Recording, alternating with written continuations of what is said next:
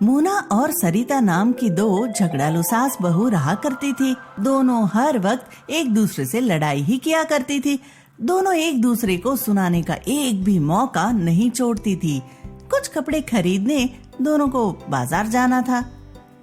अरे बहू, अगर आपके मायके वालों से बात करने से फुर्सत मिल गई हो तो चलो चलकर कपड़े खरीद लेते हैं। मायके वालों का नाम सुन मोना गुस्सा हो जाती है। बस कीजिए माँ जी, हर बात में मेरे मायके वालों को लाने की जरूरत नहीं। अभी मैं अपनी सहेली से बात कर रही थी। हाँ, जो भी हो, कभी मायके वाले कभी सहेली, घर का तो ध्यान रहता ही नहीं तुझे। मेरा बेटा क्या खा रहा है, कहाँ जा रहा है, इससे तो तुझे कोई मतलब ही नहीं रहता ना। ऐसा कुछ भी नहीं है, यह सिर्फ आपको लगता है। वैसे मुझे आपसे बहस नहीं करनी। चलिए चुपचाप कपड़े खरीदने चलते हैं। मुझे भी तुझसे बहस करने का कोई शौक नहीं। दोनों कपड़े खरीदने चले जाते हैं और कुछ घंटों बाद घर आ जाते हैं। तब तक मोना का पति घर आ चुका होता है। काम से वापस आकर वह खाने का इंतजार कर रहा होता है, लेकिन घर पर कोई नहीं होता है। इससे वह आग बबूला हो जाता है और जैसे ही मोना को देखता है बोलता है, वाह क्या बात है, आ गए आप लोग। सरिता और मोना के हाथों में कई थैले थे। बस आप लोग को तो खरीदारी करने से फुर्सत ही नहीं। कोई हारा थका काम से वापस घर आ रहा है तो पता चला घर पर खाना ही नहीं बना। क्या खाऊं अब मैं? मुझे क्या सुना रही हो? अपनी माँ से कहो, उनकी वजह से ही इतना समय लग गया। मैं तो कब से कह रही थी जल्दी चलने को, लेकिन ये मानी ही नहीं। वाह रे झूठी, मेरे बेटे के सामने सच्ची बनने के लिए मुझे ही झूठा और गलत साबित कर रही। नहीं बेटा, यह जैसा कह रही ना वैसा कुछ भी नहीं है। आप दोनों बहस कीजिए, मुझे कुछ नहीं जानना कौन सही कौन गलत है। मोना, जल्दी खाना बनाकर कमरे में लेकर आओ, मुझे बहुत भूख लगी है। हाँ ठीक है, सब मुझे ही सुना लो। मोना और सरिता में वापस से बहस हो गई। मोना को ऐसा लगता था कि उसकी सास बहू बहुत ही बदमाश है। वह जानबूझकर उसके साथ ऐसा करती है। हर रोज की खिटपिट से वह तंग आ चुकी थी। इसलिए एक दिन वह बिना किसी को कुछ बताए घर से बाहर निकल आई और एक एकांत जगह पर जाकर बैठ गई। मोना एक नदी किनारे आकर बैठी थी। वह दुखी होकर खुद से ही बातें कर रही थी। ऐसा कहाँ होता है, हर जगह सिर्फ मेरी ही गलती होती है क्या? माँ जी भी सिर्फ मुझे ही सुनाती है, अबे भी सिर्फ मुझे ही सुनाते हैं। इस तरह तो मैं उन लोगों के साथ नहीं रह सकती। मुझे लगता है इंसानी जिंदगी ही खराब होती है। इससे अच्छा तो मैं इंसानी रूप में इस दुनिया में आती ही नहीं। जब मोना खुद से बातें कर रही थी तभी मोना की बातें सुनकर उस नदी से मछली बाहर आई और मोना को देख बोली, क्या तुम्हें सच में ऐसा लगता है? मोना नीचे सर की हुई थी, इसलिए उसे पता नहीं चला कि किसकी आवाज है। वह जब ऊपर की ओर देखी तो उसके सामने एक बहुत ही बड़ी मछली थी। मोना मछली को देख डर गई और आश्चर्य से बोली, किसकी आवाज थी? अब कौन बोल रहा था? मोना, मैं तुम्हारे सामने हूँ, इधर देखो, मछली के रूप में। मछली को बोलता देख मोना डर गई। तुम किस प्रकार की मछली हो जो तुम बोल भी सकती हो? मैंने तो आज तक कभी किसी मछली को बोलते नहीं देखा। हाँ, मैं एक चमत्कारी मछली हूँ। कई बरसों से मैं यहाँ रह रही हूँ। कोई मेरे बारे में नहीं जानता, लेकिन अब इस नदी में रह रहकर मैं थक चुकी हूँ। क्या आप इस नदी में रहकर थक चुकी है? लेकिन क्यों? मुझे तो लगता है आपकी जिंदगी बहुत ही अच्छी है, कुछ करना भी नहीं पड़ता है आपको। आप आराम से यहाँ रहती होगी, है ना? मुझे ऐसा लगता है इंसानी जिंदगी बहुत रोमांचक होती है। जहाँ जाना चाहो वहाँ जा सको, जैसे मन वैसे रहो, जहाँ घूमना चाहो वहाँ घूमो। जी नहीं, ये आपकी गलतफहमी है। इंसानी जिंदगी बिल्कुल रोमांचक नहीं होती, बल्कि कई परेशानियों से भरी पड़ी है। नहीं, मुझे ऐसा नहीं लगता। मैं अपनी जिंदगी से परेशान हो चुकी हूँ। अब मुझे वापस घर जाने का मन नहीं करता। आप कुछ कर सकती है क्या? वाह, क्या सच में ऐसी बात है? तब तो मैं तुम्हारी मदद जरूर कर सकती हूँ।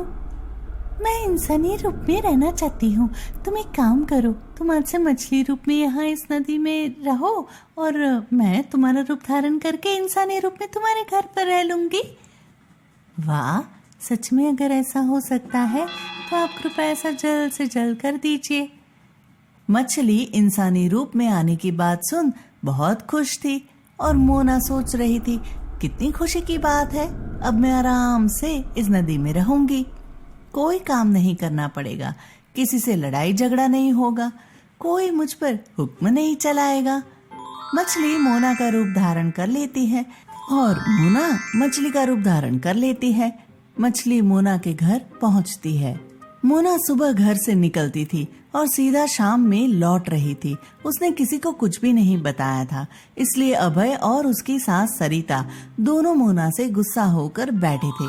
मोना के रूप में मछली घर पहुंचकर और बाहरी दुनिया को पहली बार अपनी आंखों से इतना नजदीक से देखकर बहुत खुश थी। मोना ने मछली को सारी बातें समझा दी थी, कौन उसका पति है और कौन उसकी सास है। सरिता गुस्से से बोली, अरे सुन, कहाँ थी अब तक? महारानी वापस मायके चली गई थी या सहेली से मिलने? हैं माँ, क्या पूछती हो इससे कुछ भी? यह अब किसी की सुनती है क्या? सब खुद की मर्जी से ही करती है, जो हमारी सुने उसे ही कुछ बताओ। हैं क्या हुआ? अब दोनों इतने गुस्से में क्यों हो? चलो आराम करते हैं, चाय पीते हैं, गुस्सा क्या करना। वाह जी वाह, इसकी बातें तो सुनो, जरा हमें ही सिखा रही है क्या करना चाहिए। पहले तू बता, तू किसकी सुनती है जो हम तेरी सुने? इतनी देर तक कहाँ घूम रही थी? मछली को कुछ समझ नहीं आ रहा था कि वहाँ हो क्या रहा है। सभी लगातार उसे सुनाए जा रहे थे। यह सब उसके लिए बिल्कुल नया था, इसलिए वह किसी को कुछ बोल नहीं पाई और चुपचाप कमरे में आ गई और सोची, क्या इंसान ऐसे ही व्यवहार करते हैं? मुझे तो लगा था सभी बहुत अच्छे से रहते होंगे, मगर यहाँ तो सभी डांट ही रहे। मछली मोना बन चुकी थी, इसलिए उसे घर के सारे काम करने पड़ रहे थे जितने मोना किया करती थी। इतने काम करने के बाद भी मोना की सास सरिता उसे बहुत सुना दिया करती थी। मछली तो यह नहीं समझ पाती थी कि क्या बोलना, इसलिए वो चुपचाप सास की बात सुन लेती थी। क्या बात है आजकल, इसे हो क्या गया है? मेरी डांट सुनकर जवाब भी नहीं देती। ऐसे में इसे कितना सुनाऊं, ये कुछ बोलती ही नहीं। जरूर इसका कोई नया नाटक होगा जिससे अभय उसे अच्छा समझे और मुझे बुरा। मैं भी हार नहीं मानूंगी, देखती हूँ कब तक नहीं लड़ती मुझसे। हैं? सरिता अपनी ओर से कोई कमी नहीं छोड़ रही थी जिससे वो मोना से लड़ सके। वह अब भी उसे छोटी छोटी बातों पर डांटा ही करती थी। मछली ने सोचा था वह इंसानी रूप में आकर बहुत खुश रहेगी और उसे मछली रूप में वापस कभी जाने का मन नहीं करेगा, लेकिन ऐसा बिल्कुल ना था। मछली अपनी पुरानी जिंदगी को याद करने लगी थी और सोचने लगी थी, काश मैं वापस उसी जिंदगी में चली जाती। यहाँ इंसानी रूप में रहकर मैं बिल्कुल खुश नहीं हूँ। इधर मोना भी मछली रूप में रहकर परेशान हो चुकी थी। वह हर वक्त पानी में रहकर बिल्कुल खुश नहीं थी। वह भी अपने पुरानी जिंदगी में जाना चाह रही थी, उसे मछली रूप में नहीं रहना था। कुछ समय और इसी तरह बीत गया।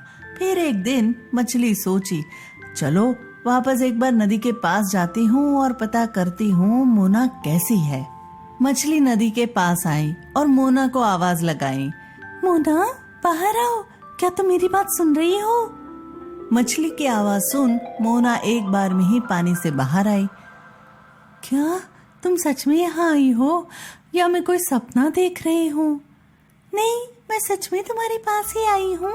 मैं यह पूछने आई हूँ कि क्या तुम खुश हो मछली के रूप में? नहीं, कृपया मुझे माफ कर दो।